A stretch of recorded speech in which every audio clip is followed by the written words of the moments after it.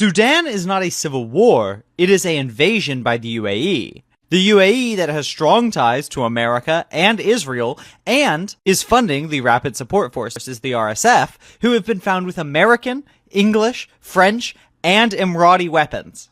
This is important to center because Americans have been racistly conditioned to believe that African countries are just inherently unstable, and thus immediately primed to dismiss any conflict in Africa as natural or expected, either from a left or right context.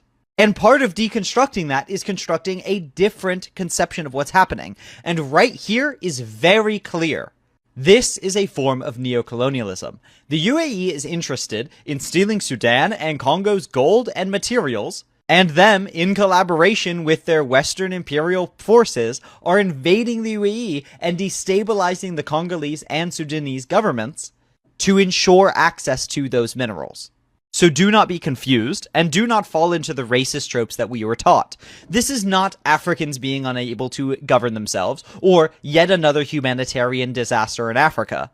This is an active, profiteering imperial force, and one that America and England and France are also responsible for. So if we want to undermine the imperial violence that is returning to America in the force of fascism, we have to understand the imperial violence that is still being inflicted upon the rest of the world by the American and Western empires.